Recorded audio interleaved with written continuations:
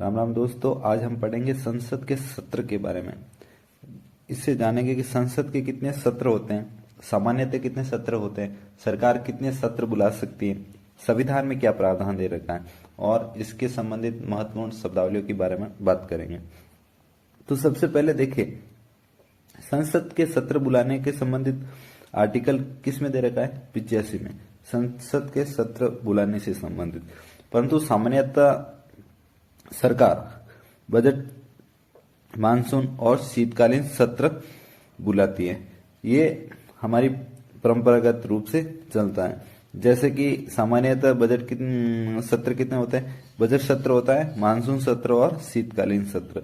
Budget सत्र की बात करें तो बजट सत्र फरवरी के और मई के मध्य होता है, वही मानसून सत्र जुलाई और सितंबर के मध्य।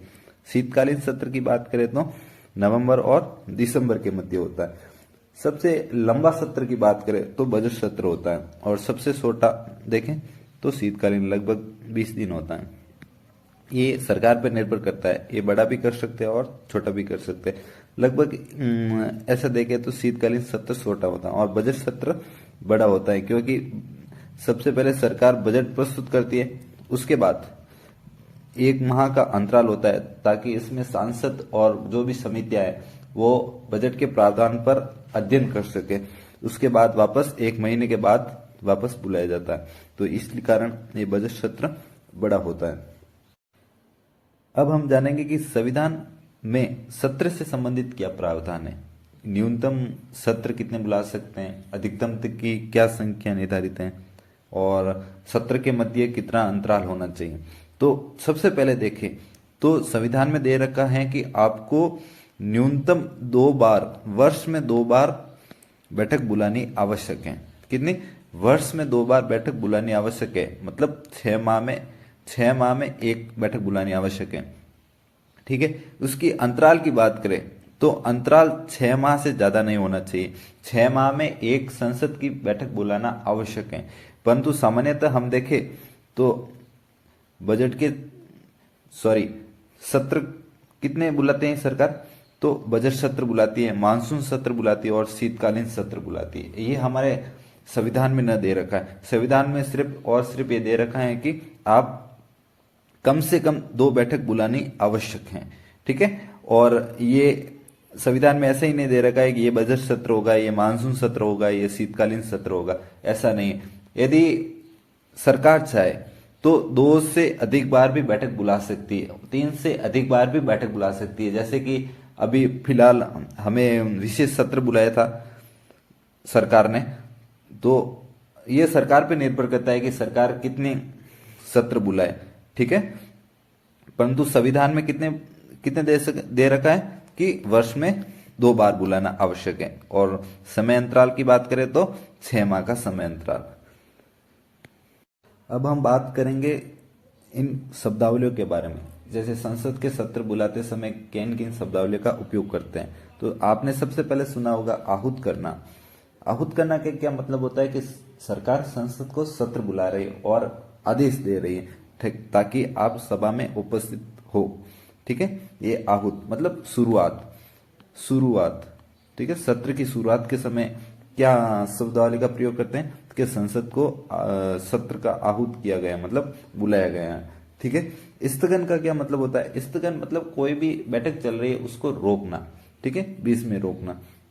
ये स्थायी भी होता है और अस्थायी भी होता है। स्थगन मतलब कोई कार्य में विघ्न आता है तो सभापति या लोकसभा अध्यक्ष होते हैं तो वो बीच में रोक देते हैं ताकि कार्य पुनः समय के बाद वापस प्रारंभ हो सके। ये भी स्थायी भी होता है, जैसे कुछ घंटों के लिए बैठक रोक दी जाती है या सप्ताह के लिए रोक दी जाती है या कुछ दिनों के लिए निलंबित कर दी जाती है, फिर वापस आरंभ हो जाती है। इसका अर्थ ये नहीं है कि सत्र की समाप्ति हो गई, सत्र की समाप्ति नहीं, उस बैठक की समाप्ति हो गई, फिर बाद में निश्चित दिन या घंटों के बाद वापस वो बैठक आरंभ हो जाती है। इसका मतलब ये होता है स्थगन। अनिश्चित काल के लिए मतलब वही स्थगन, जैसे कुछ जो बैठकें होती है उसको रोक देना, परंतु इसमें भी सत्र की समाप्ति नहीं होती। और इसमें क्या है, कोई निश्चित समय नहीं दे रखा है कि आप इस निश्चित समय में ही वापस बैठक को आरंभ करें। इसलिए देखो स्थगन की शक्ति किसे दे रखी है, स्थगन की शक्ति या तो राज्यसभा के सभापति होते हैं और या लोकसभा की बात करें तो वो अध्यक्ष होते हैं। ठीक है, इसमें यह स्थगन और अस्थायी रूप से स्थगन की शक्ति और शक्ति किसे होती है, अध्यक्ष या सभापति की होती है। आहूत करने की शक्ति किसके पास होती है, तो राष्ट्रपति।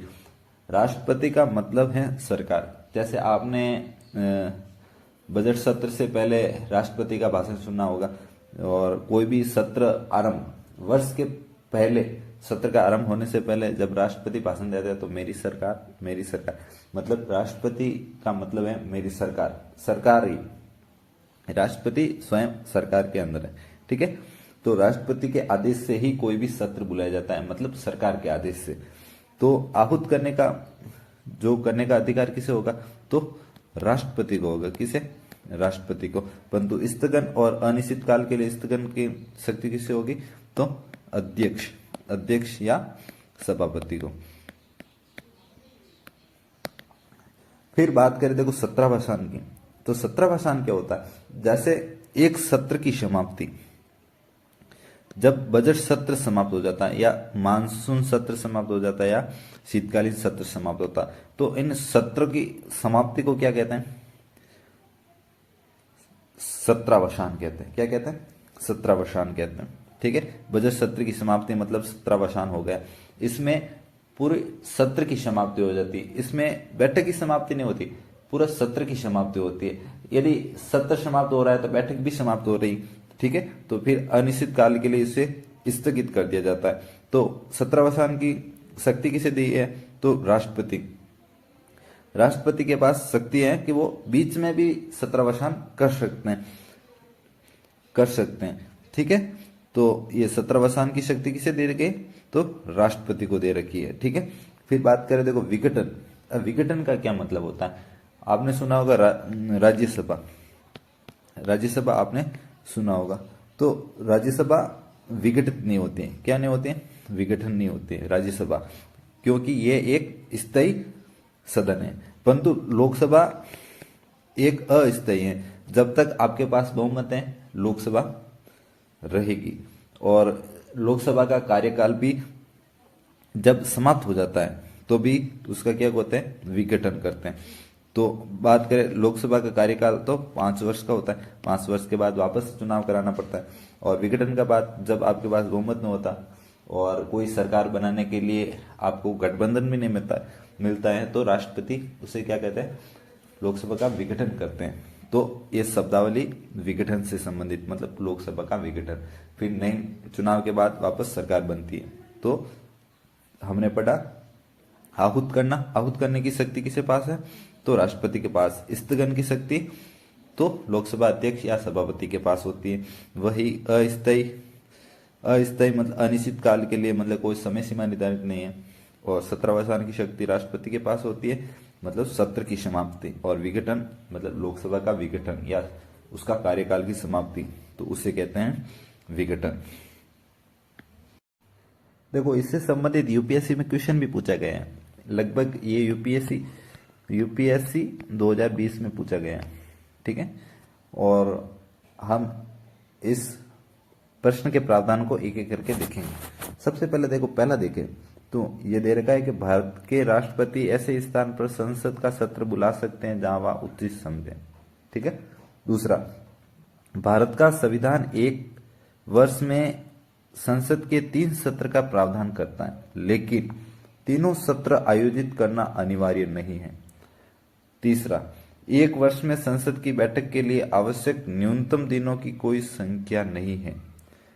तो अब हम इस पे विचार करते हैं। तो सबसे पहले देखें तो भारत के राष्ट्रपति ऐसे स्थान पर संसद का सत्र बुला सकते जहां वह उचित समझे। ठीक है, हाँ ये सही है, क्योंकि भारत के राष्ट्रपति को ऐसे कोई नहीं है कि आपको संसद में ही सत्र बुलाना है, इससे संबंधित ना कि संविधान में ऐसा प्रावधान दे रखा है। ठीक है, संविधान में सिर्फ ये दे रखा है कि राष्ट्रपति संसद का सत्र बुलाएगा। ये ना दे रखा है कि कहाँ बुलाएगा कहाँ नहीं बुलाएगा, ये राष्ट्रपति के विवेक पर निर्भर करता है, परंतु सामान्यतः कहाँ पे बुलाते थे, तो संसद में ही बुलाते हैं। ठीक है, ये सही है। भारत का संविधान एक वर्ष में संसद के 3 सत्रों का प्रावधान करता है। कि भारत का संविधान 3 सत्रों का प्रावधान करता है, तो हमने पढ़ा था संविधान सिर्फ और सिर्फ वर्ष में कितनी 2 बैठक का प्रावधान करता है कि आप वर्ष में कम से कम 2 बैठक बुलाना आवश्यक है। वह भी देखें कि 6 माह का अंतराल भी नहीं होना चाहिए। यदि आप 6 माह से ज्यादा समय ले रहे हैं बैठक में, तो वह भी अमान्य है, संविधान के अनुसार नहीं। आपको 6 माह के अंतराल में मतलब वर्ष में 2 बैठक बुलाना आवश्यक है, 3 सत्रों का कोई प्रावधान नहीं है। परंतु सामान्यतः देखें तो हमारे सत्र के 3 ही होते हैं, वो सत्र आयोजित करना अनिवार्य नहीं है।